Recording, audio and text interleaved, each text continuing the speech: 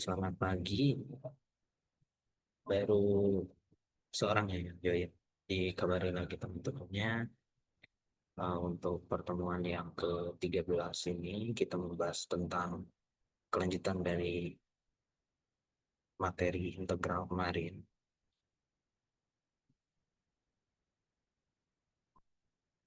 Salah satunya yang mau kita bahas itu ini. Ini adalah salah satu teori terkait dengan hampiran atau aproksimasi terhadap sebuah nilai, ya khususnya dari sudut pandang fungsi yang khusus. Maksud fungsi yang khusus ini tuh diperkenalkan dua buah fungsi, ada logaritma natural dan juga eksponensial. Atau nanti secara umumnya ada bentuk bilangan pangkat atau bentuk logaritmik. Nah, itu kita melakukan hampiran khusus untuk fungsi logaritma natural dan juga eksponensial. Nanti kita coba menggunakan sifat-sifat dari logaritma naturalnya, karena untuk pembahasan di nomor 2 ini kaitannya dengan logaritma natural. Jadi penggunaan sifat-sifat itu perlu dipahami lebih dalam mengenai sifat-sifatnya. Kemudian dilanjutkan dengan turunan untuk fungsi khusus tersebut. Eh, Kalau di bukunya kalkulus itu dikenal sebagai fungsi transenden untuk logaritma natural dan eksponensial ini.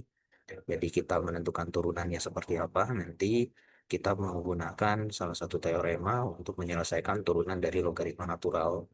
Kemudian bagaimana kalau misalkan kita melakukan integrasi ketika eh, fungsinya itu punya bagian penyebut, di bagian penyebutnya memiliki variabel yang pangkatnya satu. Karena kalau misalkan variabelnya pangkatnya satu, bagian penyebut itu bakalan eh, mendapatkan sebuah variabel yang berpangkat negatif satu gitu. Terus karena integral itu secara umum kemarin adalah menjumlahkan pangkatnya dengan satu, itu bakalan jadi nol. Dan itu akan berpengaruh ke hasil koefisiennya. Nah, untuk penyelesaiannya seperti apa, nanti ada kaitannya dengan logaritma natural juga, khususnya di nomor 4 ini. Kemudian kita menentukan turunan. Ya, turunannya itu di sini udah dituliskan menggunakan turunan logaritmik. Ya, maksudnya itu ada nggak kaitannya dengan logaritma natural atau atau apapun itu, karena di sini disajikan sebuah fungsi yang memang fungsinya dikenal sebagai fungsi rasional untuk yang ABC ini. Jadi ada saja mungkin ada kaitannya dengan logaritmik ini, turunan logaritma. Nanti kita coba selesaikan juga di nomor 5. Kemudian untuk yang nomor 8 ini kaitannya dengan eh, apa ini? Nah, apakah si F ini tuh mempunyai sebuah inverse pada daerah asal alami? Ya, berarti kita menggunakan beberapa teorema juga, konsep untuk menyelesaikan apakah si fungsi ini tuh punya inverse atau enggak. Jadi nanti fungsi inverse-nya kita turunkan, substitusikan suatu titik A, fungsi A-nya yang udah disajikan di soal, apakah ada atau enggak. Nanti kita menggunakan salah satu teorema untuk menyatakan bahwa si fungsi ini tuh memiliki inverse atau tidak. Di nomor 10 kita punya sebuah fungsi eksponensial, jadi ini tuh inverse dari logaritma natural tadi. Jadi eksponensial dan juga logaritma natural ini tuh saling inverse. Nanti kita menentukan turunannya juga. Kalau tadi turunan terhadap logaritma natural, kalau sekarang terhadap fungsi eksponensial. Jadi nanti si dy dx ini y-nya itu berupa fungsi eksponensial. Kemudian integralnya juga kita akan menentukannya.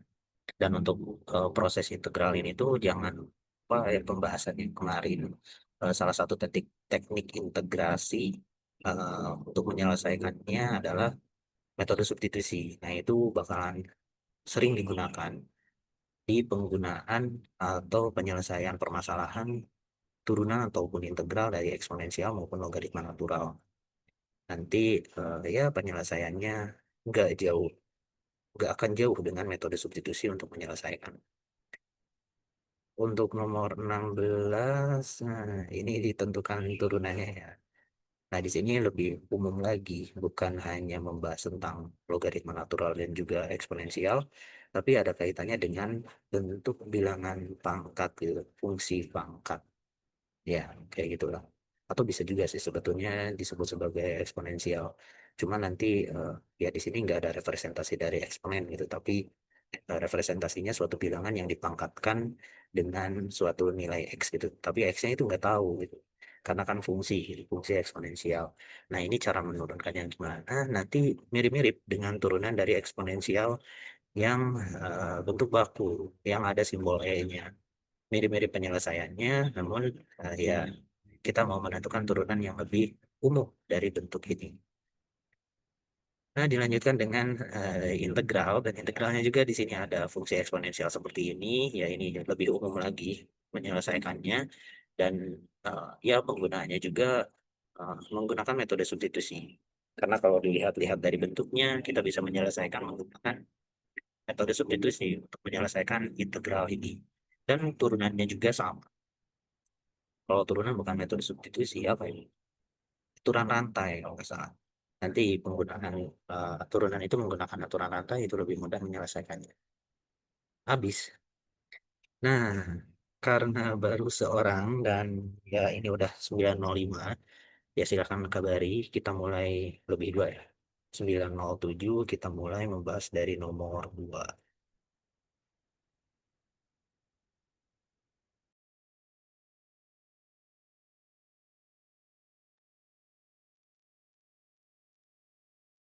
Nah, kita mulai aja untuk membahas dari soal nomor 2. Suara saya oke kan? Oke. Ya, saya anggap oke lah. Soalnya bisa masuk. eh, untuk pembahasan yang pertama ya kita harus berkenalan dengan sifat-sifat dari logaritma naturalnya terlebih dahulu. Nah, untuk sifat-sifat logaritma ini tuh yang pertama itu kalau misalkan kita punya sebuah logaritma natural dengan nilainya itu satu, ini akan sama dengan nol. Karena ya harusnya sudah dibahas ya di kelas sama sama dosen yang bersangkutan itu membahas tentang sifat-sifatnya kenapa lem satu itu sama dengan nol, ya karena pendekatannya itu berdasarkan bilangan pangkat kemudian dikaitkan dengan logaritma karena pemberangkatan dari logaritma natural ini itu dari logaritma yang biasanya teman-teman kenal.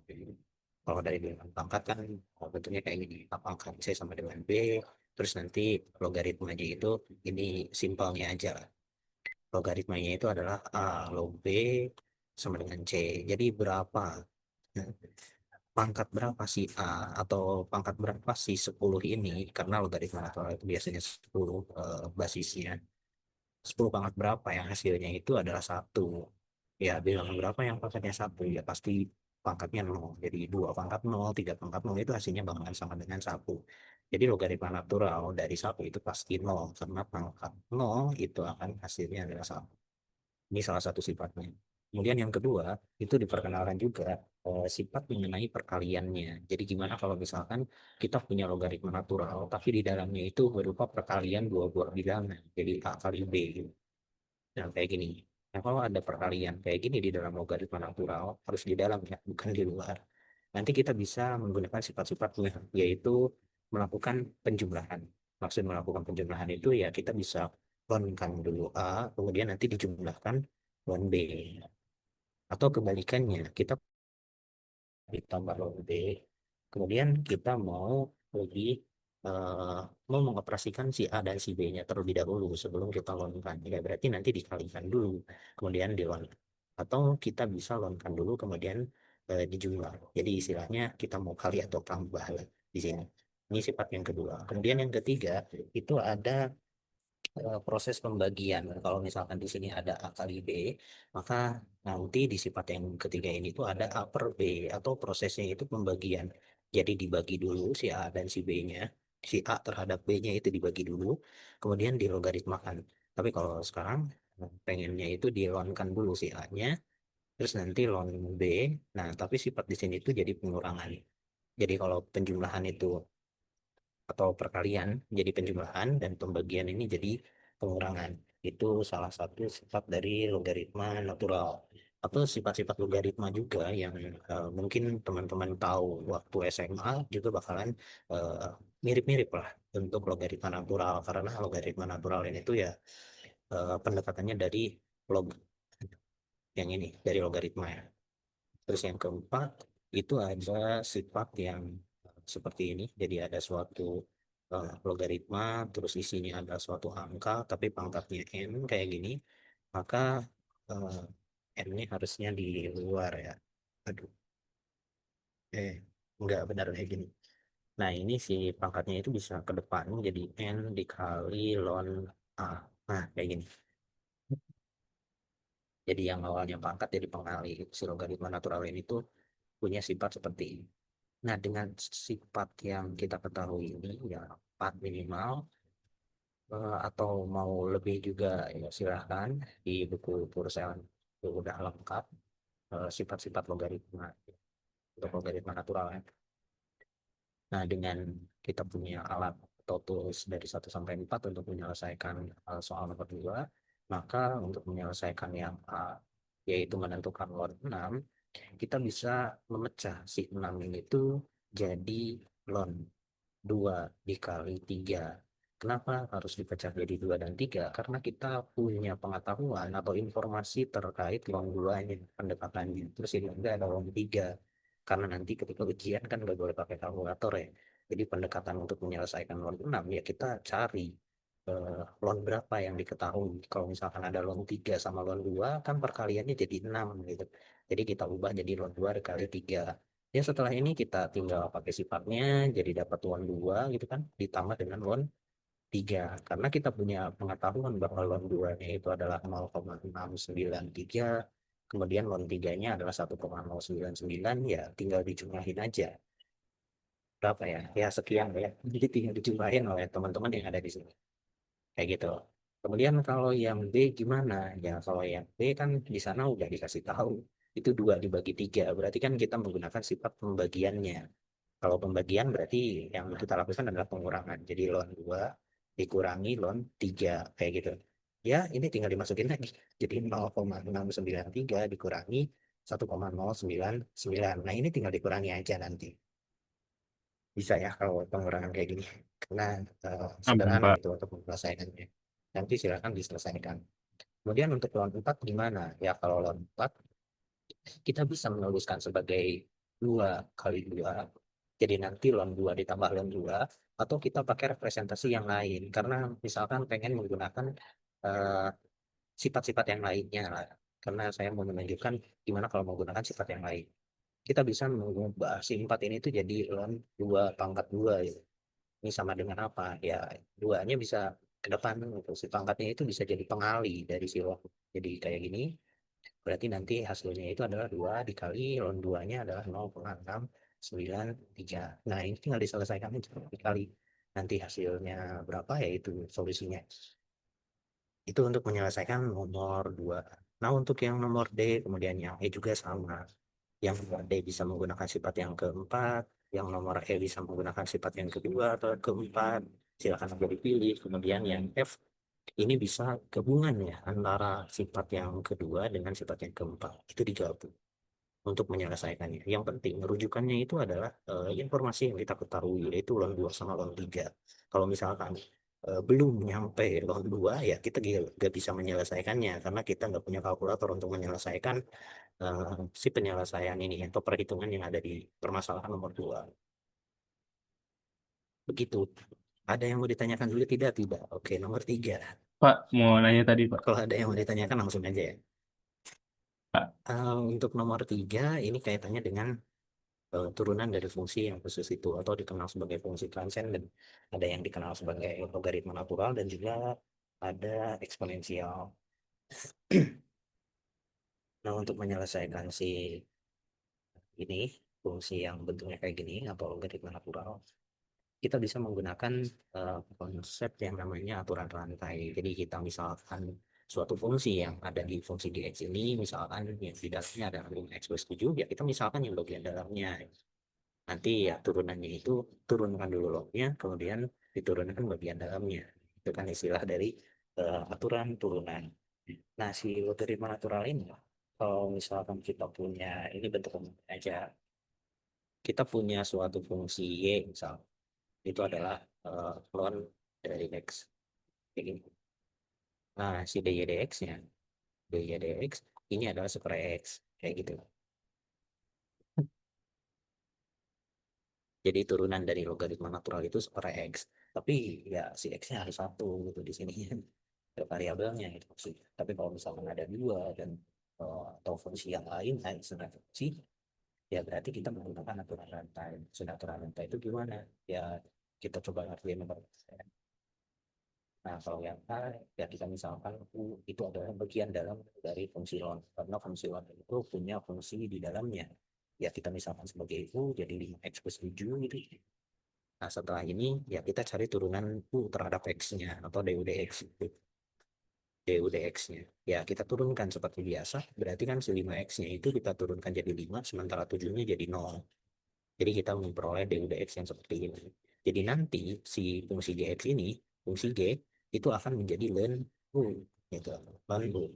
Nah, kita turunkan si G ini terhadap U. Jadi DG, DU ini akan sama dengan ya turunan dari ln U itu adalah 1/U. Jadi kalau kita punya dan X kemudian diturunkan terhadap X ya jadi 1/X. Kalau kita punya dan U kemudian diturunkan terhadap U jadi 1/U. Kayak gitu aja.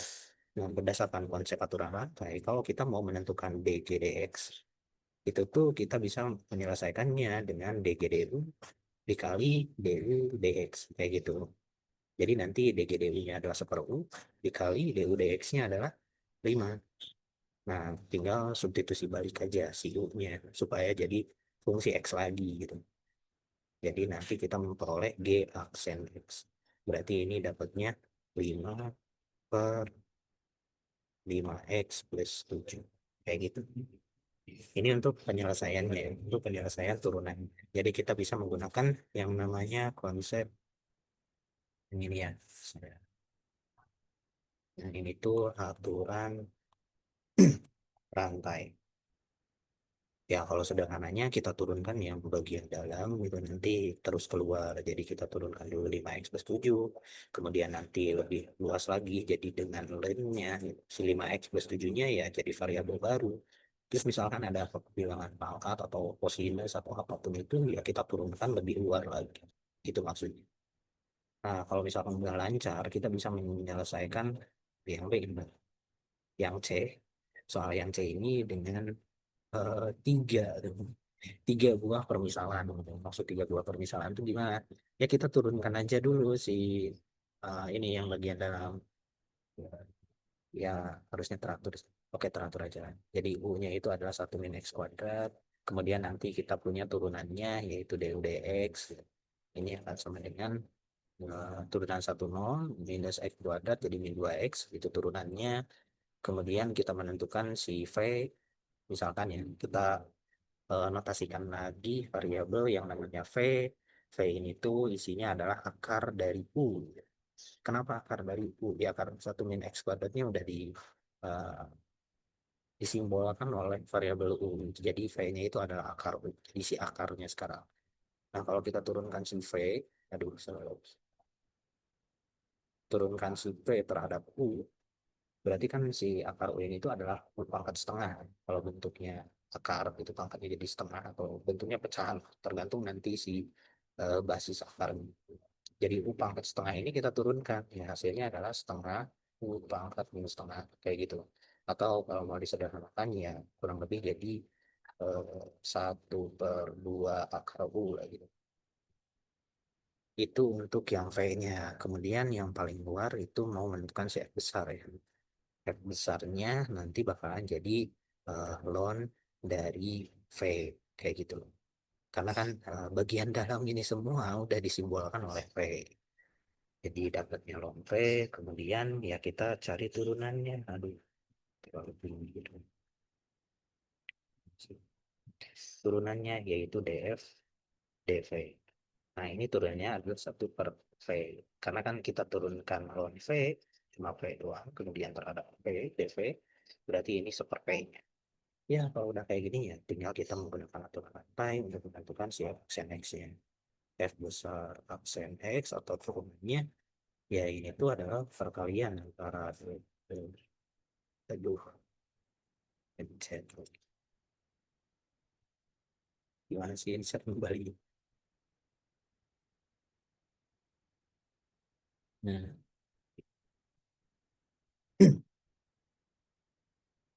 nah, jadi yang ini tuh adalah DF besar DV lupa besar, dikali dengan DV DU dikali dengan DU DX kayak gitu. Jadi F yang ada di sini harus sampai si DX-nya itu adalah turunan F aksen X.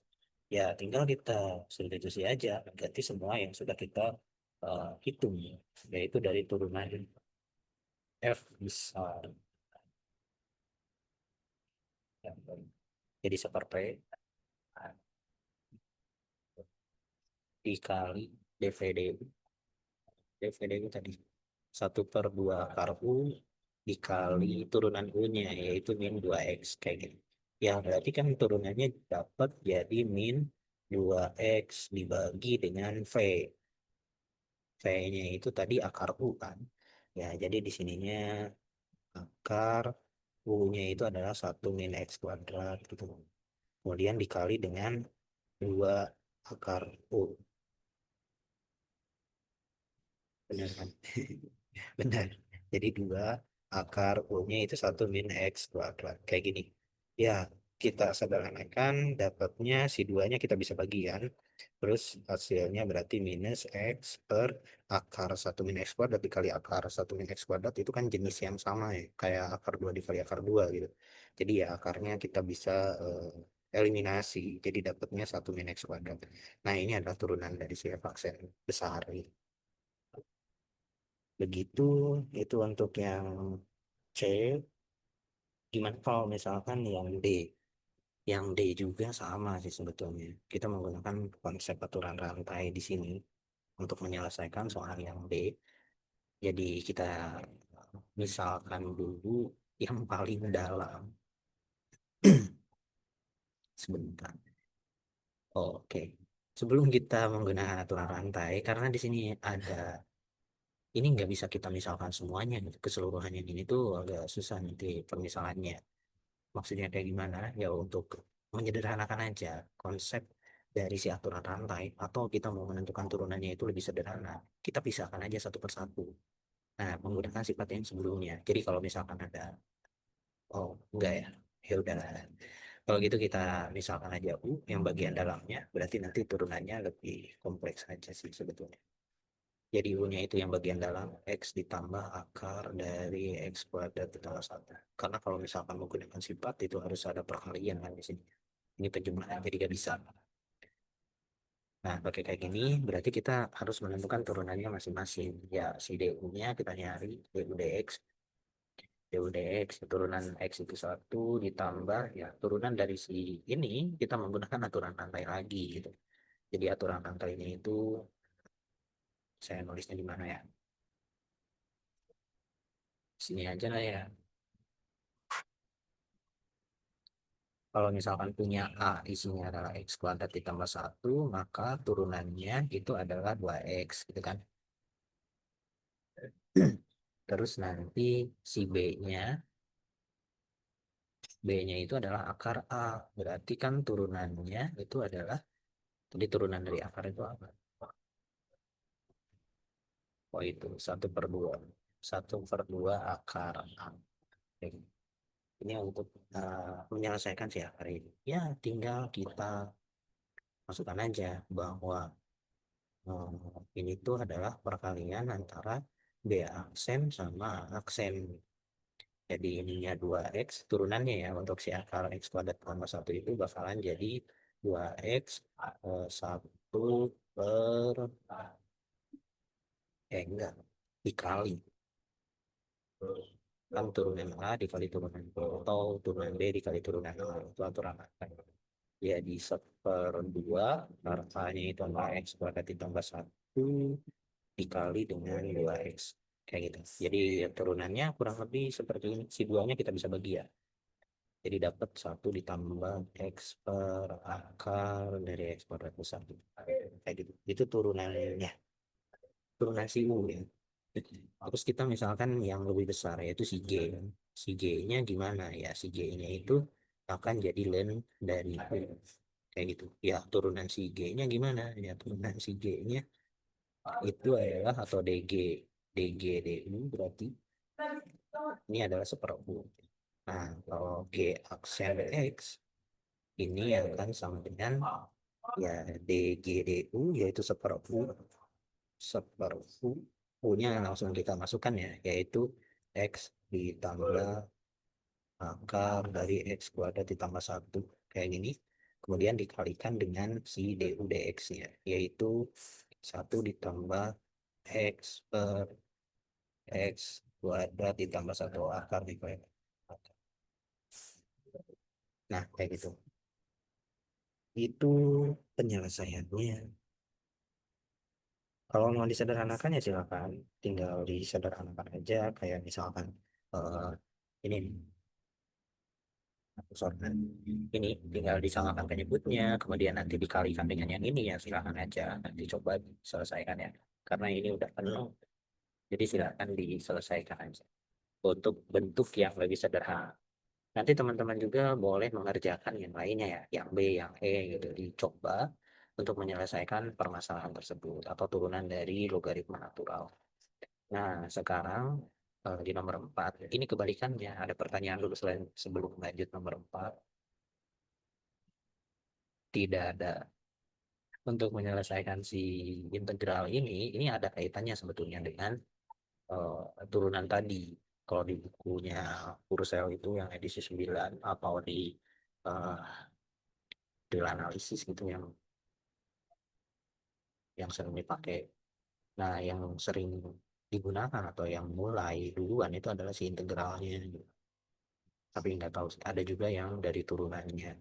Jadi kalau tadi kan memperkenalkan, kalau di sini ya ngikutin yang ada dari sini, itu tuh kita punya sebuah fungsi, misalkan fungsinya itu adalah fx, ini adalah tadi itu apa? Super x ya, super x. Kemudian kita punya fungsi bukan super x, len tadi itu. Kita punya fungsi len atau logaritma natural len dari x. Nah, si turunannya itu adalah super x. Nah, ingat lagi konsep yang paling dasar mengenai integral. Untuk menyelesaikan si integral ini itu kan kita melihat eh, fungsi turunan mau dibalikin lagi menjadi fungsi yang awal. Yang awalnya f(x) x mau jadi fx lagi. Itu tuh berdasarkan teorema dasar kalkulus 1 dan kalkulus 2 juga. Nah, itu tuh memang saling berkaitan bahwa ide yang paling awal, inverse antara integral atau integral dari salah lagi inverse-nya integral itu turunan atau inverse-nya turunan itu integral. Jadi saling inverse lah antara turunan dengan si integral ini, saling kebalikan. Nah, jadi kita balikin lagi yang awalnya super X jadi len X. Jadi nanti kita punya definisi bahwa integral dari super X dx ini bakalan jadi len X. Nah, idenya untuk menyelesaikannya itu ya kita gunakan yang namanya metode substitusi untuk si integral atau teknik integrasi itu menggunakan metode substitusi. Jadi pandai-pandai kita untuk membuat jadi fungsinya adalah super X, dx atau super U, tapi di sini harus D kayak gitu. Jadi harus di sininya hanya satu, eh, di sini tuh hanya ada variabel yang pangkatnya itu atau ordernya itu satu. Itu bakalan jadi apa namanya len untuk si proses integralnya.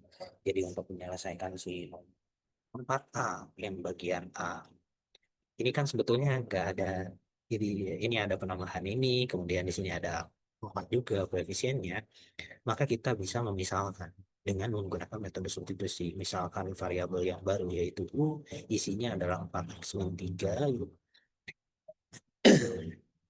Kemudian untuk metode substitusi ini itu kan kita ganti semua variabel X ini menjadi U dan juga DX-nya. Yang awalnya DX-nya harus ganti dengan D karena kita mengganti semua variabel X-nya dengan U. kayak gitu. Jadi kalau misalkan masih ada variabel X-nya, ya kita harus memaksakan menjadi variabel U, sehingga nanti bisa menyelesaikan menggunakan metode substitusi. Tapi kalau misalkan kita mengubah menjadi variabel U, tapi masih ada X-nya, kemudian kita gak bisa menyelesaikan si X ini berubah jadi U, ya kita gak bisa menggunakan metode substitusi untuk menyelesaikan si integralnya. Jadi ini kita buat jadi DU, kan harusnya ini tuh DU dx ya. Tapi si dx-nya saya pindahkan aja langsung ke sebelah kanan. Jadi dapatnya 4 dx kayak gini. Karena turunan 4x itu 4, turunan minus 3 itu 0. Jadi DU itu adalah 4 dx. Nah, kalau udah kayak gini ya kita dapat bahwa si integral dari 1/4 x min 3 dx kita bisa ubah variabelnya yang awalnya x jadi u. Jadi dapatnya integral dari 1 per ini u, karena 4x min 3-nya itu u, sementara dx-nya itu adalah ini ya, dx-nya ini akan sama dengan 1/4 du. Simpatnya pindah ke kanan kalau bahasa sekolahnya ya. Kalau di matematik ya keduanya dibagi 4. Jadi dapatnya dx adalah 1/4 du. Jadi di sini ya tinggal 1/4 du karena kita mengubah si dx-nya jadi d. Ya tinggal diselesaikan. Jadi dapat 1/4 gitu. Kemudian ini integral dari 1/u du. Ya ini kembali lagi ke konsep awal gitu bahwa integral dari 1/x dx itu adalah ln x. Berarti di sini akan menjadi 1/4 ln U kayak gitu. Ya setelah itu si U-nya tinggal dibalikin lagi jadi 1/4 dan U yang awal itu apa tadi 4x min 3. Jadi dapat hasil integral untuk yang A. Jadi intinya ya pandai-pandai kita mencari bentuk yang paling umum supaya si integral ini tuh bisa diselesaikan. Ya salah satu caranya menggunakan metode substitusi. Jadi kita harus bisa jeli dalam memilih mana yang mau kita ubah variabelnya. Selanjutnya untuk yang C, ini juga sama. Kita menggunakan metode substitusi untuk menyelesaikannya. Kita ubah si variabel T ini tuh menjadi variabel yang kita inginkan. Ya, misalkan gak mau U, misalkan. Maunya Y, ya boleh silahkan. Terserah itu variabelnya. Kalau saya sendiri ya seringnya menggunakan U gitu. Karena si U ini tuh nggak terlalu dipakai lah di pembahasan integral yang di sini, tapi nanti untuk yang lebih advance ya itu bakalan sering dipakai itu untuk antara U, variabel U dengan V ya, sering dipakai itu. Nah, contohnya juga itu notasinya adalah U gitu untuk menyelesaikan metode substitusi. Jadi terserah kalian aja ya mau misalkan variabelnya itu apa. Yang penting semua si variabel t-nya atau si variabel x-nya itu diganti. Jangan sampai masih ada. Nah, kalau kayak gini, U-nya itu adalah T pangkat 4 ditambah 4. T pangkat 2 ya. T pangkat 2 ditambah 4. Jadi nanti dapat DU-nya itu adalah 2T dx. Enggak, dt. Bukan x. DU-nya itu adalah 2T dt. Karena si 4-nya itu adalah 0. Nah, kan kita mau menentukan si dt-nya. dt-nya itu apa? Ya, dt-nya itu adalah DU per 2T. Jadi si 2 menunjuk ke luas gitu. Ya, setelah ini kita bisa mengubah si integralnya jadi eh, variabel U gitu. Jadi kan di sini dapatnya T gitu. Dibagi dengan yang bagian bawahnya U. Sementara si dt-nya itu jadi DU per 2T. Dan si T-nya kita bisa bagi. Nah, kondisi ini kalau misalkan si T-nya nggak bisa hilang, atau nggak bisa diubah jadi U, ya kemungkinan bisa dibagi. Baru bisa menentukan si integral dengan menggunakan metode substitusi. Jadi kita bagi si t-nya karena sama-sama punya t, makanya nanti hasil integralnya adalah setengah dari integral 1/u du. Jadi ini hasilnya adalah setengah dari ln u. Ya apa? Ya balikin lagi aja si u-nya. Jadi ln u-nya itu adalah tadi apa tadi? T pangkat 2 ya. T pangkat 2 ditambah kayak itu. Udah selesai. Terakhir untuk nomor 4, yang nomor D. Yang nomor D ini integralnya integral tentu ya karena punya batasnya. Batasnya itu 1 sampai eksponen. Nah, ini juga sama. Kita menggunakan metode substitusi. Cuma ya kita mau memisalkan apa itu di sini. Boleh memisalkan si ln x atau memisalkan si 1/x. boleh ini terserah. Mau len X kayaknya bisa, mau X super X-nya juga yang dimisalkan juga bisa kayaknya ya. Ini baru kayaknya, baru eh, apa namanya, kemungkinan. Ya kita coba aja lah sembarang. Misalkan saya misalkan si U-nya itu adalah eh len X misalkan ya. Kalau super X diturunkan tadi ya apa ya? Ya ya udah kita misalkan len X. Terus nanti DU-nya kita bakal memperoleh karena kita udah belajar tadi turunan dari logaritma natural itu adalah super X-nya. Kalau ada len X berarti DU itu adalah super X DX gitu. Ya setelah ini kita bakal memperoleh bahwa si DX-nya itu adalah X DU gitu kan. Si X-nya pindah. Jadi nanti si integralnya, ekspresi dari integralnya itu akan sama dengan I sampai E. Oh ya. Karena ini integral tentu ya, si batasnya ini boleh kita ubah dari awal atau nanti. Ya terserah sih sebetulnya. Kalau mau diubah dari awal juga boleh. Kalau nggak diubah dulu si batasnya, ya berarti nanti sebelum disubstitusikan batasnya, hasil integral ini tuh harus disubstitusi balik si U-nya. Kayak yang tadi itu sampai ini dulu, baru kita substitusikan si batasnya. Tapi biasanya sih kalau dikoreksi ya, biasanya si batasnya harus dicari dulu gitu, langsung. Jadi nggak dua kali substitusinya. Jadi ya udah kita nyari dulu batas yang pertama. Batas yang pertama berarti atau batas bawah ya, U1 berarti yang kita substitusikan adalah X1 atau X bawahnya. X bawahnya adalah satu batasnya. Berarti U1-nya itu akan sama dengan dan dari satu karena X-nya satu. Ini adalah nol berdasarkan sifat yang telah dibahas sebelumnya. Kemudian batas atasnya yaitu X2 ini eksponen. Berarti batas atas untuk U-nya itu adalah len dari eksponen. Nah, logaritma natural dengan eksponensial itu saling inverse. Jadi tinggal dilihat pangkatnya aja. Pangkat dari eksponensial ini satu, cuma nggak ditulis karena bilangan yang berpangkat satu itu nggak ditulis atau perkalian. Misalkan variabel di sini ada variabel t. Nah, di sini tuh harusnya ada angka satu, cuma nggak ditulis karena memang eh, ya alasannya banyak. Kalau saya sendiri punya alasan terlalu panjang kalau ditulis itu jadi ada satu t. Jadi di sini hasilnya adalah satu. Itu karena len dengan eksponensial ini saling inverse dan pangkatnya satu jadi hasilnya satu. Maka batas integralnya itu 0 sampai 1. Berarti yang mau kita hitung itu adalah integral 0 sampai 1. Kemudian kita tinggal ganti aja. Ln X-nya itu adalah U. Kemudian dikali dengan super X. Jadi U per X dikalikan dengan dx. Dx-nya itu tadi mana? X du ya. X du. Ya kita bisa membagi si X-nya kayak gini, jadi dapatnya itu akan sama dengan integral 0 sampai 1 dari U du. Ya, ini kembali lagi ke proses integral yang paling awal yang pernah dipelajari. Berarti dapatnya adalah setengah U kuadrat. Kayak gitu kan. Tinggal masukin batasnya 0 sampai 1.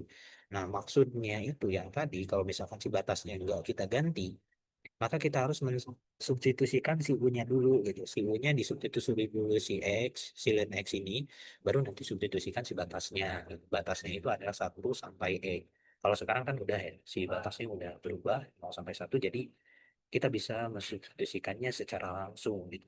Cara substitusinya, nah, kita substitusikan dulu batas atas. Ini berdasarkan konsep atau teori dari TDK 2. Jadi batas atasnya dulu kita substitusi, jadi pangkat 2 dikurangi dengan setengah di 0,3. Ya, kurang lebih hasilnya adalah setengah itu. Itu jawabannya. Ada yang mau ditanyakan dulu guys sejauh ini? Pak, mau nanya, Pak.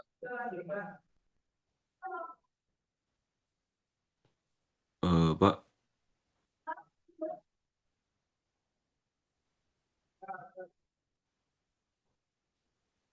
Tidak ada. Pak izin bertanya, Pak. Oke. Kalau tidak ada ya lanjut lagi ke nomor 5. Di nomor 5, benar ya, nomor 5.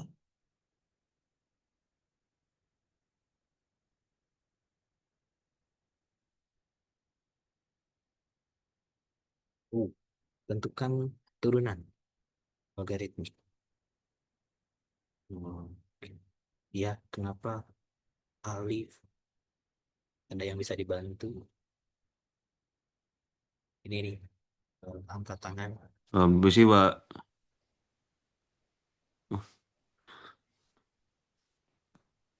Duh, nggak kedengaran suaranya.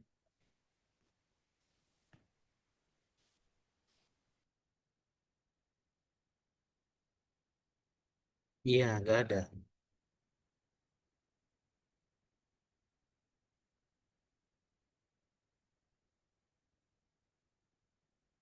Tapi suara saya aman kan?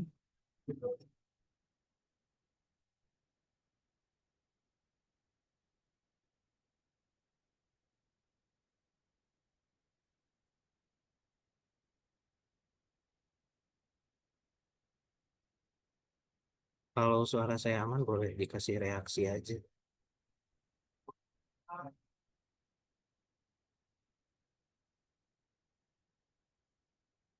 Oh, oke, siap. Berarti aman ya. Oke, nomor 5. Ini nyari turunannya. Oh, mic-nya bermasalah. Oke, siap. Kalau ada pertanyaan, mic-nya bermasalah, boleh di chat aja lah. Nomor 5. Ini kaitannya dengan turunan logaritmik. Jadi untuk menentukan turunan ini ya kita gunakan aturan-aturan yang memang sudah dipelajari di konsep turunan. Kalau misalkan ada perkalian, gunakan aturan perkalian. Kalau misalkan ada pembagian dua buah fungsi, ya berarti kita menggunakan aturan pembagian untuk menyelesaikan si turunan ini. Nah, kalau misalkan di sini ada turunan logaritmik, ya kemungkinan besarnya itu ada ln harusnya, harusnya. Tapi ya kita lihat aja nanti. Nah, untuk menyelesaikan ini kan ada perkalian di sini kan, ada perkalian, kemudian ada pembagian juga.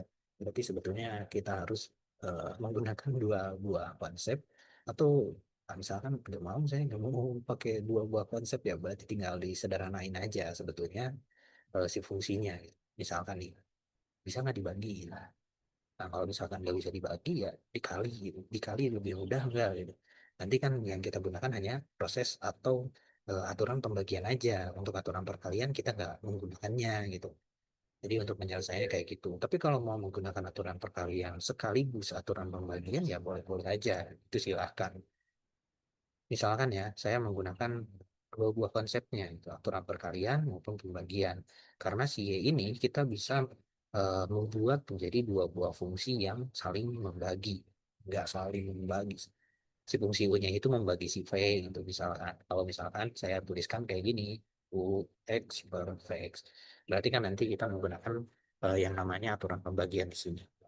Tinggal kita mendefinisikan bahwa si U itu adalah bagian pembilangnya, yaitu X dikali X minus 1 kuadrat. Sementara si V-nya itu adalah akar dari X pangkat 3 min 1. Kayak gini.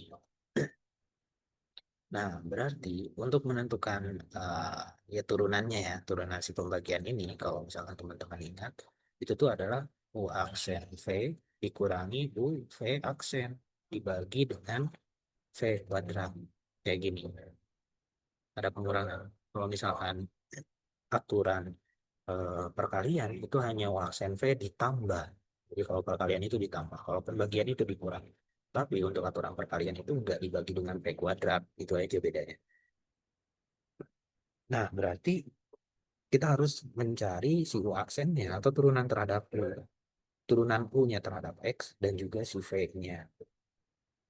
Di sini si U-nya itu adalah perkalian kan. Aturan perkalian, sementara si V-nya juga sama, nanti menggunakan konsep aturan rantai gitu.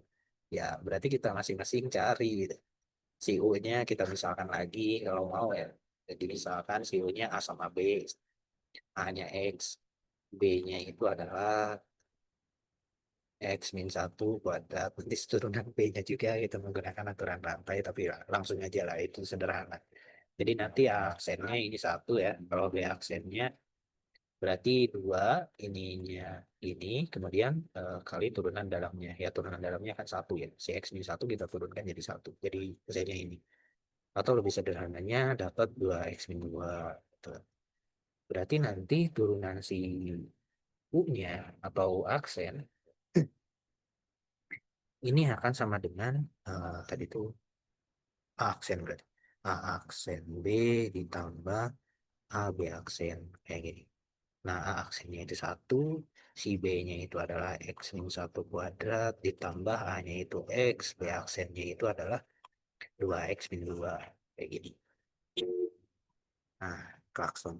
Nah, berarti ini tinggal disederhanain, ditambah berapa ya?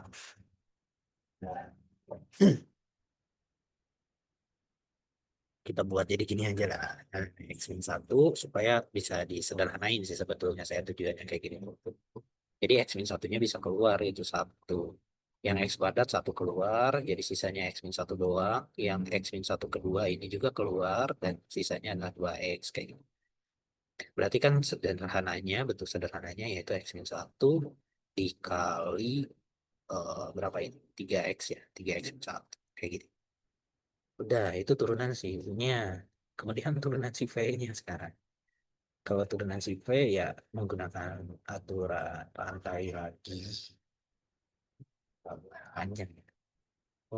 Kita misalkan apa ya? Untuk si V ini. Sama juga lah. A sama B. Misalkan A-nya itu bagian dalam, yaitu X pangkat 3 min 1. Berarti kita punya turunannya atau A aksen itu adalah 3X kuadrat. Kayak gitu.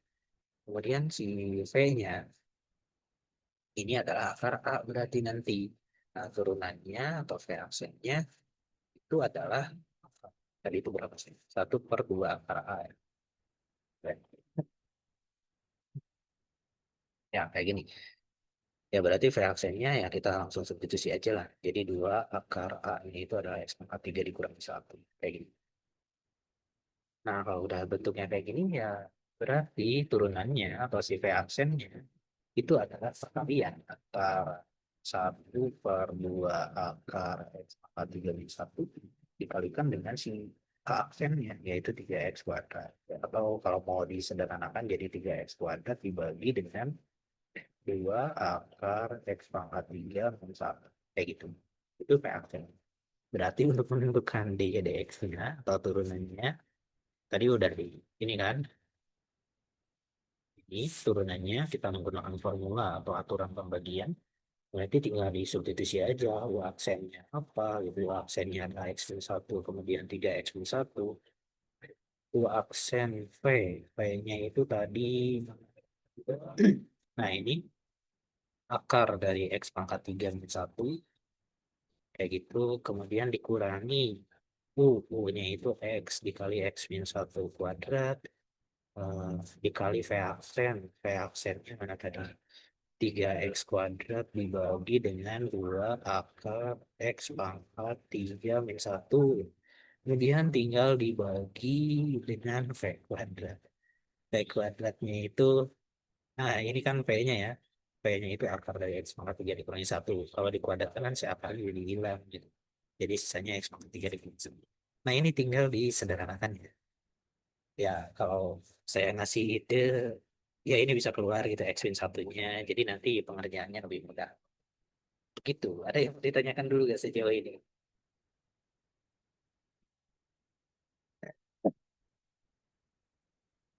Tidak ada. Aman. Oke. Slide ke nomor 8.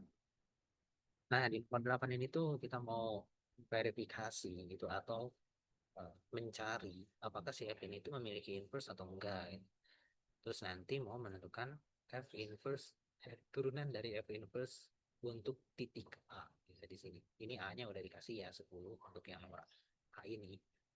Kemudian ini fungsinya udah ada. Nah, untuk menunjukkan bahwa si fungsi ini tuh punya inverse atau enggak, kita bisa menggunakan salah satu teorema yang mengatakan, nah di sini aja, bahwa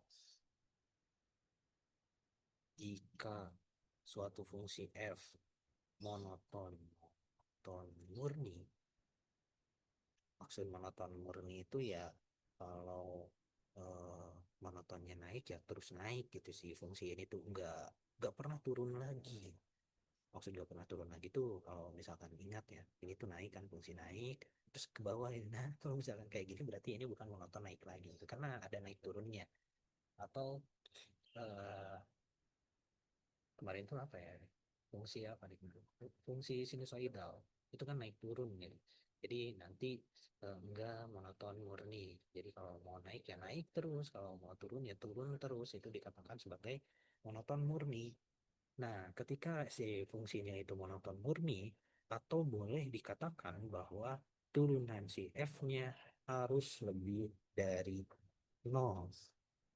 Dan ini tuh lebih dari nol itu bisa juga disebut sebagai akan selalu positif nilainya. Positif untuk setiap nilai X. Kayak gitu. Ini bakalan jadi monoton murni. Kemudian, atau bisa jadi si F aksennya itu kurang dari nol atau selalu negatif. Nah, sebetulnya si F aksen lebih dari nol terus F aksen kurang dari nol itu kan definisi dari ininya ya, monotonnya. Ini monoton naik atau monoton turun. Tapi di sini ada penambahan bahwa si F aksennya harus selalu positif. Jadi kalau misalkan si F aksennya jadi negatif, ya berarti bukan monoton murni. Kalau di sini si F aksennya itu selalu negatif, ya hasilnya maka bukan monoton murni juga. Jadi yang kita lihat adalah dia selalu positif atau bisa jadi negatif. Itu yang dinyatakan di sini. Berarti kalau misalkan kita punya eh, teorema yang seperti ini, kita bisa menyimpulkan, ya ini belum selesai ya. Jadi kalau misalkan F-nya monoton murni yang seperti ini, maka punya kesimpulan bahwa si F ini tuh memiliki inverse. Memiliki inverse. Nah, kayak gitu. Mempunyai inverse dari suatu fungsinya. Atau inverse ini tuh bahasa sederhananya fungsi kebalikan. Jadi kita tinggal cek aja si turunannya, apakah turunannya ini tuh selalu positif atau selalu negatif. Kalau salah satu keduanya terpenuhi, maka si F ini tuh punya inverse. Ya, kita tinggal cek aja yang A, kita cari turunannya. Berarti kan F aksen X ini akan sama dengan X pangkat 3 kita turunkan jadi 3X kuadrat. Ditambah turunan dari X-nya ya 1, turunan dari 10 kan 0 ya. Jadi ini turunannya. Nah, kalau dilihat kayak gini, apakah ini akan selalu positif atau negatif? Nah, kalau dilihat dari bentuknya yang seperti ini, maka ini akan selalu positif untuk setiap nilai X. Kenapa? Ya, karena untuk X yang positif, disubstitusi ke formulasi ini, si turunannya itu bakalan jadi positif juga. Gimana kalau misalkan negatif? Ya sama, kalau negatif itu bakalan jadi positif, karena ada kuadrat. Si X-nya itu dikuadratkan. Jadi bilangan negatif maupun positif yang dipangkatkan 2 itu hasilnya positif. Makanya si turunan terhadap X-nya ini akan selalu positif. Apalagi di sini ditambah ya, ditambah 1, bukan dikurang.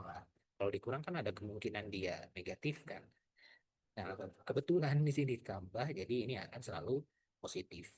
Nah, kalau selalu positif berarti si F-nya kita bisa sebut si F ini itu monoton murni. Monoton murni. Kalau si F-nya itu monoton murni, maka si F punya inverse. Atau notasinya adalah F inverse. Kayak gitu. F pangkat minus 1. Gitu. Nah, kalau udah kayak gini ya, kita bisa menggunakan salah satu tools untuk menyelesaikan si soal nomor 8A. Toolsnya kayak gimana? Kalau misalkan kita punya suatu F yang isinya A, hasilnya B, maka kita bisa menyelesaikan si F inverse dari B ini akan sama dengan A. Jadi yang awalnya range jadi domain di sini, yang awalnya domain jadi range. Itu yang dikenal sebagai fungsi inverse. Jadi yang awalnya domain jadi range, range jadi domain. Itu yang dikenal sebagai fungsi inverse. Jadi kalau mau menentukan F inverse kemudian diturunkan jadi A kayak gini, Aduh. Atau si A-nya saya ganti lah ya. Jadi langsung 10 aja. 10 sama dengan sebuah nilai misalkan B gitu. Nah, berarti karena di sini yang ditanyakan turunannya ya. Nah, kayak gini.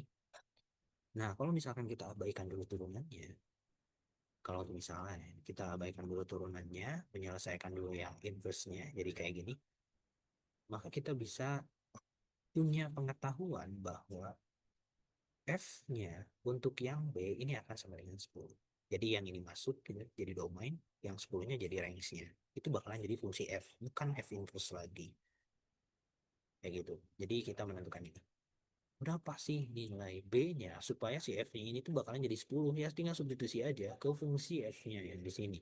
Berarti nanti dapatnya mana sih kursor. Oh, ini. Jadi B pangkat 3 ditambah B ditambah 10 ini akan sama dengan 10. Atau kita punya B pangkat 3 ditambah B-nya ini akan sama dengan 0. Karena kan 10-nya kita kurangi gitu. Jadi 0. Nah, dapatnya adalah B kuadrat ini B doang. Jadi B kuadrat ditambah 1 kayak gini sama dengan 0. Nah, solusi dari sini hanya memenuhi B-nya 0. Karena kalau B yang lain ini enggak memenuhi. Atau misalkan yang ini ya, enggak. Karena nanti di B-nya bakalan dalam bentuk bilangan imajiner. Jadi yang memenuhinya hanya B sama dengan 0. Hasilnya akan sama dengan 10. Nah, setelah ini ya tinggal kita selesaikan aja si F inverse dari turunan A ini akan sama dengan kayak gini. Nah, si F inverse-nya itu karena punya apa namanya inverse-nya, jadi kita bisa langsung kebalikannya. Jadi ini tuh boleh diturunkan dulu atau boleh diturunkan dulu baru substitusikan si A atau substitusikan dulu terus nanti diturunkan. Jadi ini tuh sebetulnya kita bisa menuliskan jadi sepernya atau saya tulisnya apa?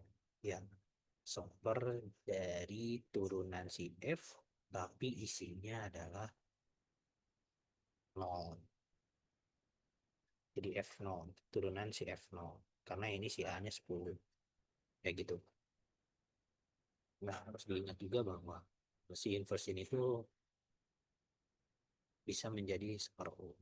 Kayak gini kan. Kalau di, apa namanya, bentuk aljabar lah, bilangan pangkat. Jadi pangkatnya ya, negatif jadi kayak gini. Jadi kalau misalkan kita udah kuat bahwa si F ini tuh punya inverse, maka si inverse-nya kita bisa ya substitusi balik gitu. Substitusi balik. Itu karena yang awalnya domainnya di range, maka si inverse ini tuh jadi sepernya ya. Kayak gitu. Jadi ini turunan dari nol. Nah, kalau udah dapat kayak gini ya, kan kita udah dapat ya turunannya tadi. Berarti 1 per turunannya itu adalah 3, X-nya itu adalah 0, dikuadratkan ditambah 1, ya hasilnya adalah 1 ya, karena 1/1. Itu. Itu untuk nomor 5. Ada yang mau ditanyakan dulu sejauh ini? Udah jam berapa ini? Oh, baru jam 10. Nyantai. Tidak ada. Oke, kalau tidak ada lanjut ke nomor 10. Untuk nomor 10, ini kita nyari turunannya. Kalau yang sebelumnya itu kan kita dikaitkan dengan yang namanya fungsi logaritma natural. Kalau di nomor 10 ini dikaitkan dengan yang namanya fungsi eksponen. Dan pembahasan utamanya tentang turunan dari fungsi eksponensial.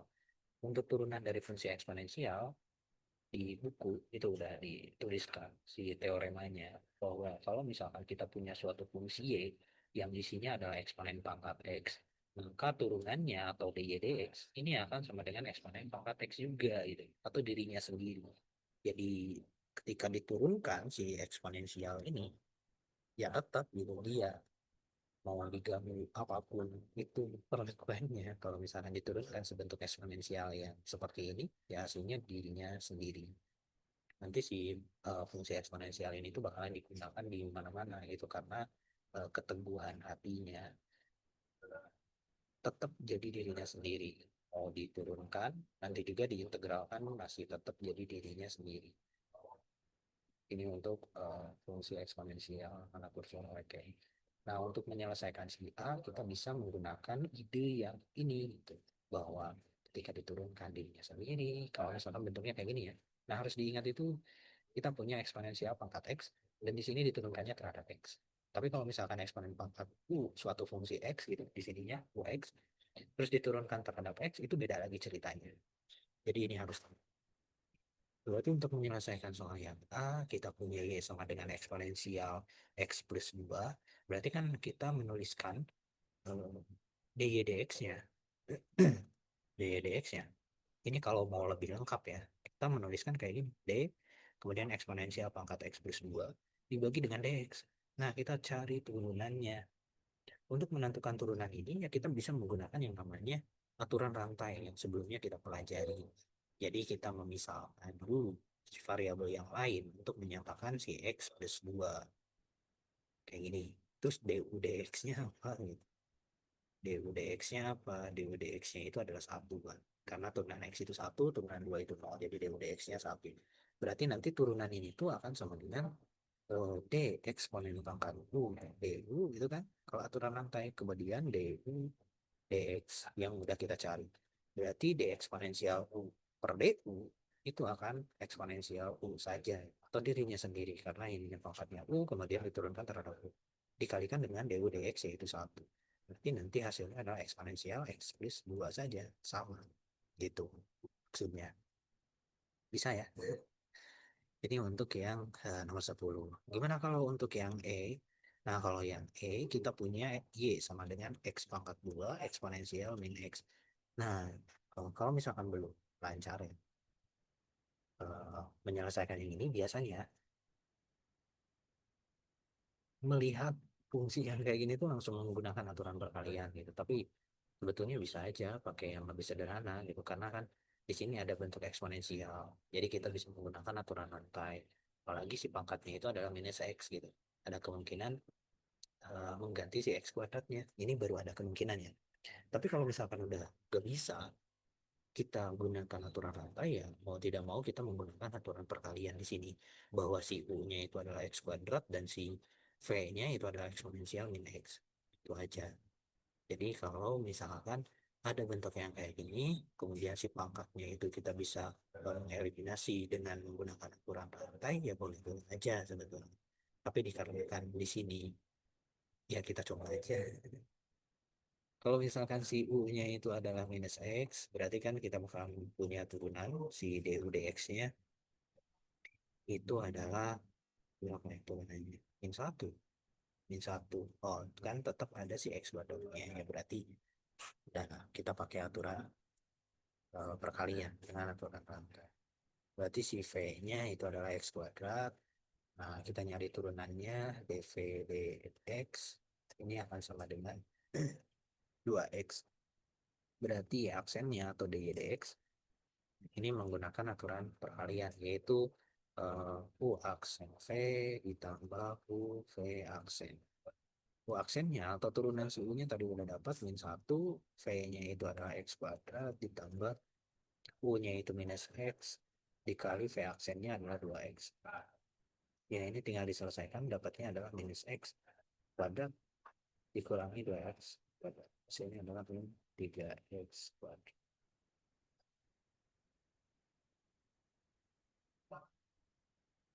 Ada yang salah nggak ya?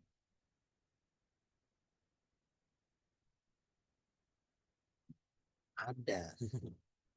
Ini si eksponensialnya nggak diajak. Saya ulangi. Dari mana ya? Hmm.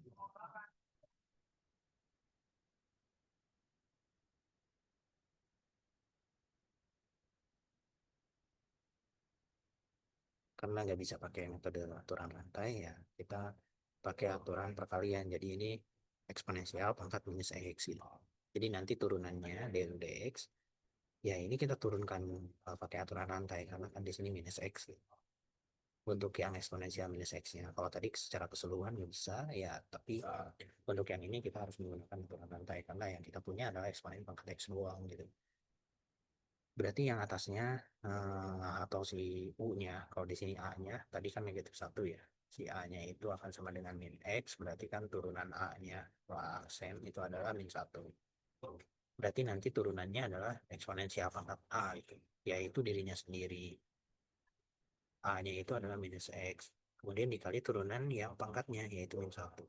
Jadi hasilnya adalah min eksponensial X, kayak gitu. Nah, ini baru benar. Berarti si U aksennya itu adalah minus eksponensial min X, si V-nya adalah 2X, ditambah U-nya itu adalah eksponensial min X, V aksennya 2X ya. Kebalik lagi. 2X, ini X pangkat 2.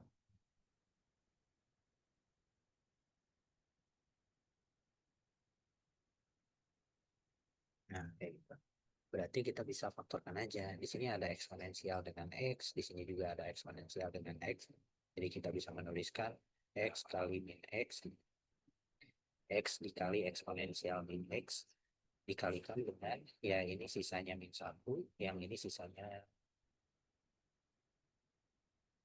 di sini sisanya min X. Jadi min X, ini sisanya 2. Atau kalau mau disederhanakan lebih bagus gitu penulisannya, boleh ditulis kayak gini. X 2 min X eksponensial min X. Kayak gitu. Oke, sejauh ini ada yang mau ditanyakan? Waduh, ternyata masih banyak. Tidak ada. Oke, kalau tidak ada, lanjut nomor 13.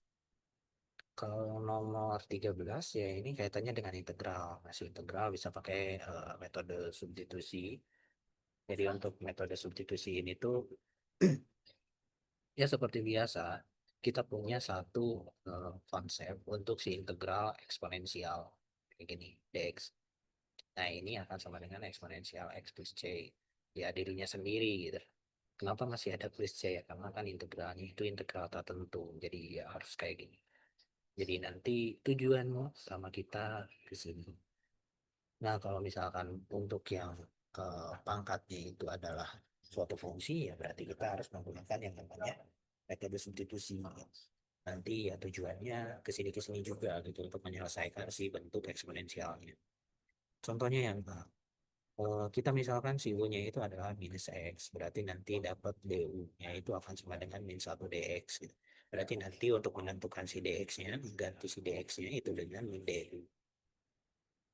Oke, berarti integral dari eksponensial si minus X jadi U dan si dx-nya jadi minus DU. Kayak gitu. Atau sebetulnya yang kita hitung adalah minus integral dari eksponensial U DU.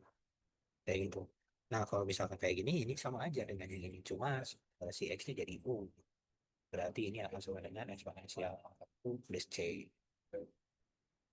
Atau ini tuh minus eksponensial minus X plus C. Nah, itu aja. Selesai. Kalau yang tadi yang integral tertentu pakai C ya. Saya lupa. Oh iya, nggak pakai C. Maaf ya. Ini harusnya ada plus C. Nah, kayak gitu. Plus C. Lupa, lupa. Mana lagi yang plus C? Jadi ada plus C. Aduh, nanti saya dimarahin. Plus C. Ada ya? Ada lagi gak sih integral? Nggak ada ya? Yang itu, kalau integral tertentu itu harus pakai plus C ya. Tapi saya lupa tadi. Nah, itu untuk yang A. Kemudian untuk yang D gimana? Nah, kalau yang D, ini juga sama. Pakai metode substitusi. Misalkan U ini akan sama dengan minus X kuadrat. Kayak gitu aja sama. Jadi nanti DU-nya ini akan jadi minus 2X dx gitu kan. Berarti dx-nya kita bisa mensubstitusikan menjadi du per min 2x gitu. Nah, kalau udah kayak gini ya si integralnya kita bisa ubah jadi x eksponensial pangkat u kan, karena min x kuadratnya udah jadi u. Sementara si dx-nya jadi du per min 2x. X-nya kita bisa bagi, berarti ini bakalan dapet integral eksponensial U DU ini min 2-nya ke depan aja, jadi minus setengah. Berarti ini akan sama dengan min setengah ya eksponensial pangkat U plus C, gitu aja sih. Atau kalau mau disederhanain, memang harus disederhanakan. Jadi min setengah eksponensial U-nya itu adalah min X kuadrat plus C. Kayak gitu. Itu untuk menyelesaikan soal yang ini.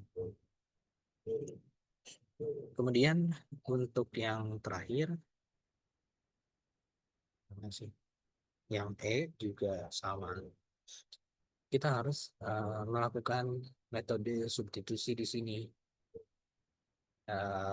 Kayaknya pakai U-nya itu adalah 2 eksponensial X ditambah 4. Nanti kan dapat DU-nya itu adalah turunan dari 2 eksponensial U kan tetap ya 2 eksponensial U lagi.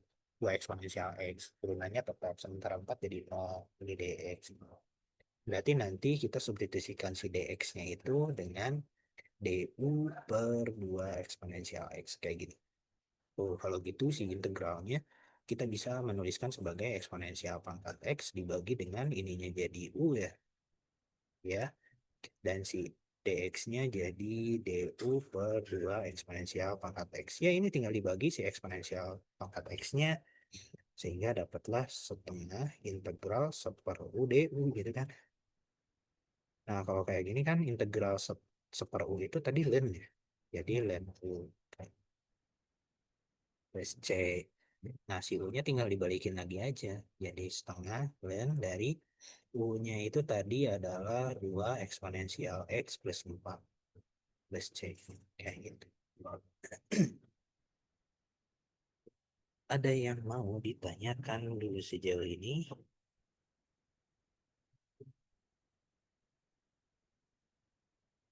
Tidak ada. Oke.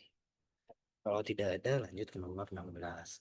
Di nomor 16 kita mau menentukan turunan dari fungsi ya fungsi eksponensial ini atau fungsi eksponensial.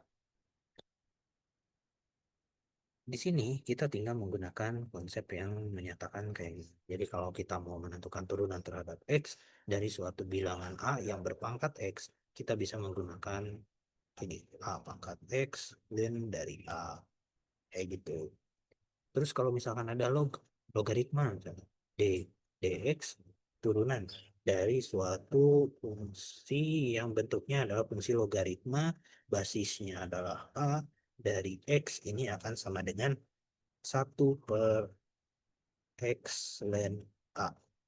Nah ini penurunan umumnya ya, yang secara detail itu harusnya udah di kelas ya. Jadi kita gunakan aja ini teorinya. Jadi kita tinggal cari aja A-nya berapa, X-nya berapa gitu, atau fungsi X-nya itu berapa.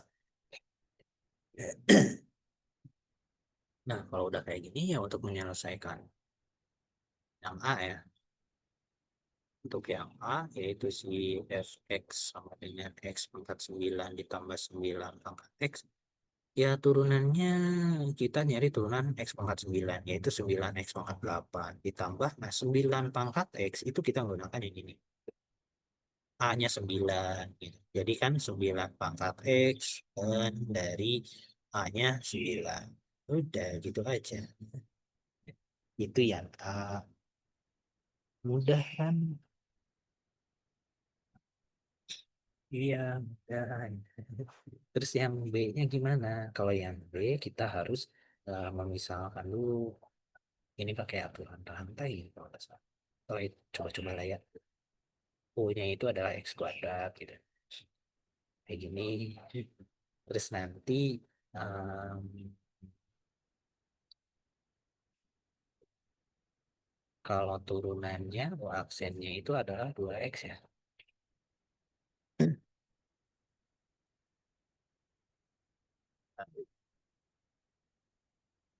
Hmm.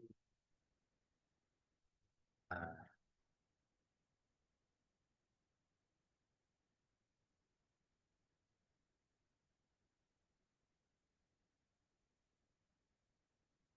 iya, berarti nanti turunannya hmm, kalau di sini A-nya 2.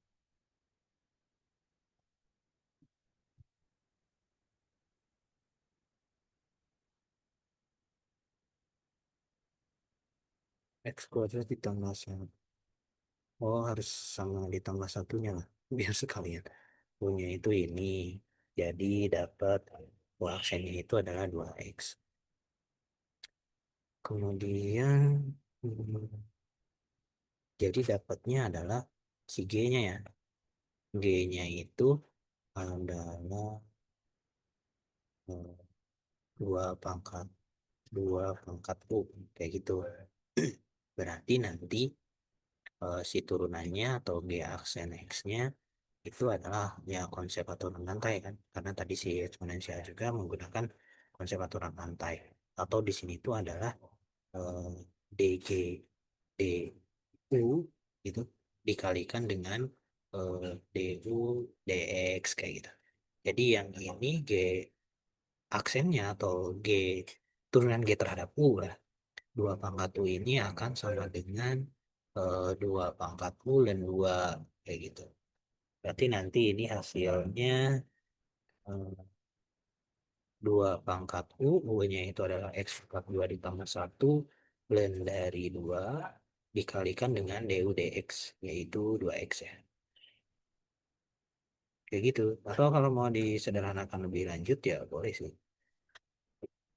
Jadi 2X, 2 pangkat X kuadrat, kasih kurung aja.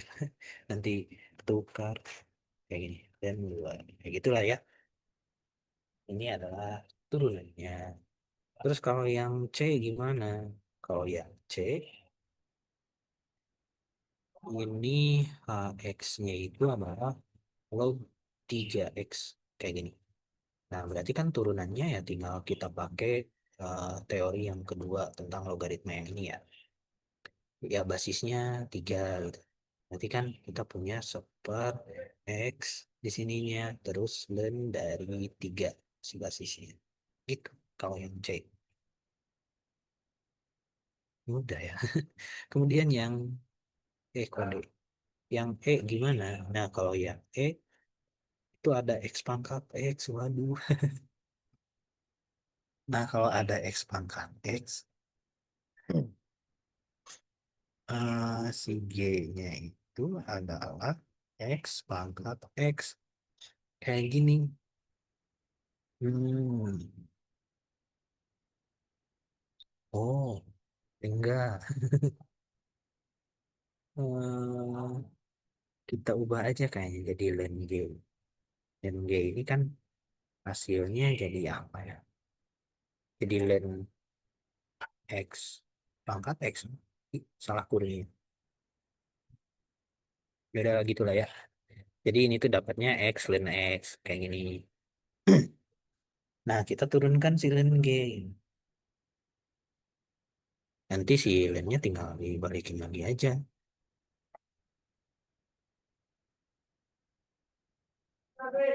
Atau nanti si G-nya di sini nih. G-nya itu bisa dapat adalah eksponensial pangkat X ln X. Gitu gak sih? Saya lupa lagi cara ini mengerjakan. Iya, kayak harusnya gini. Kayaknya ya. Udah di catatan, saya lupa. Iya, jadi kayak gini. Eksponensial pangkat X. Ini udah. Nanti kan jadi proses perkalian ya. Atau ini tuh mau disederhanain ya. Mana sih coretan? Aduh. Kalau disederhanain lagi, ini tuh bisa kita tulis sebagai eksponensial pangkat X dikali eksponensial dan X gitu kan. Enggak. Udah gitu-gitu aja. Udah. Udah gini aja. Hmm. Oke, berarti tinggal kita nyari turunannya si fungsi G ya. Jadi G aksennya itu akan sama dengan ya kita misalkan dulu berarti di mana ya? Di sini aja nih si lebar. U-nya itu adalah X dan X. Karena kan bentuknya eksponensial. X dan X. Terus nyari turunannya lah. Turunannya berarti pakai kali V itu, atau perkalian atau perkalian. U-nya ini V-nya silen. U aksennya 1 dikali V berarti ln X gitu. Ditambah dengan U V aksen X turunan dari len itu seper X. Ini berarti ini akan sama dengan len X ditambah 1. Berarti nanti si G aksen ini tuh akan jadi eksponensial X len X dikali dengan len X tambah 1. Atau turunan si pangkatnya. Gitu. Ada yang mau ditanyakan dulu gak?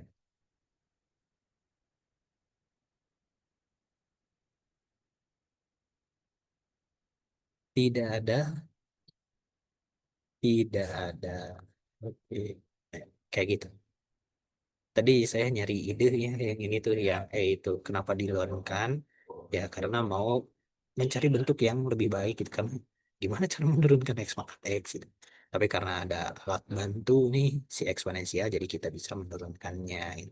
Kalau nggak salah ya di buku itu ada salah satu cara untuk merepresentasikan si bentuknya kayak gini.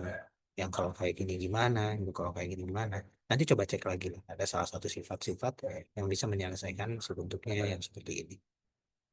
Gitu. Soal terakhir ye, nomor 17.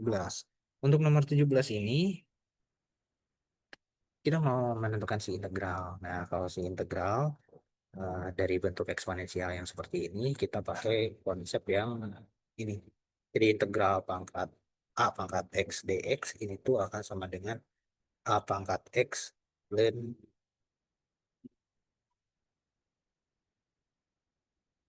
A dx. Ah, kacau sekali ini.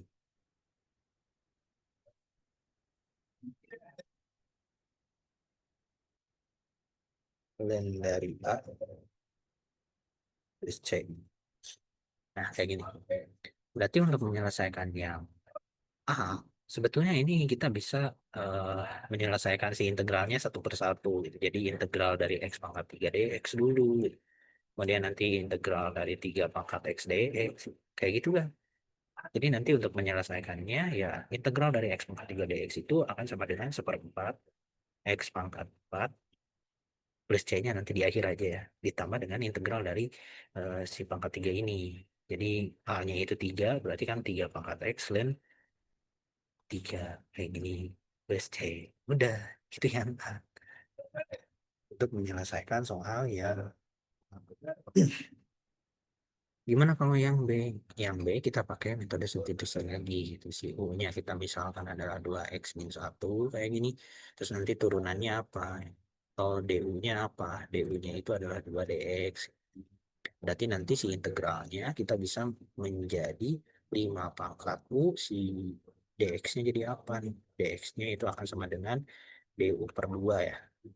Ya berarti di sini bakal jadi DU per 2. Ya ini jadinya setengah integral dari 5U DU ya. Benar kan? Jadi ini setengah integral dari 5U. Yang hanya kan 5 ya. Berarti kan 5 pangkat U. 5 pangkat U dibagi dengan ln 5 tambah C. Berarti ini tuh adalah digabung aja ya. Jadi 5 U-nya itu balikin lagi 2X min 1 dibagi dengan 2 ln 5 plus C. Itu berlaku untuk yang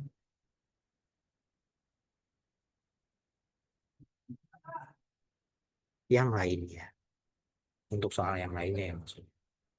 Untuk yang C dan juga yang D kita gunakan metode substitusi untuk menyelesaikan permasalahan fungsi transenden atau ya fungsi eksponensial gitu. Oke, ada yang mau ditanyakan dulu?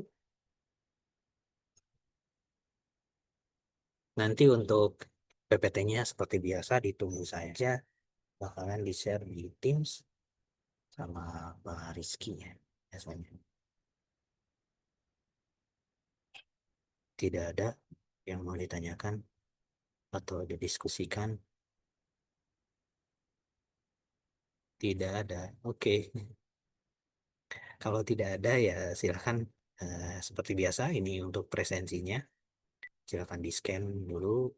Kalau misalkan di dalamnya ada tugas dan lain-lain, ya silakan dikerjakan untuk batas pengerjaannya di jam eh, berapa? 23.59 dikumpulkan pengumpulannya ya.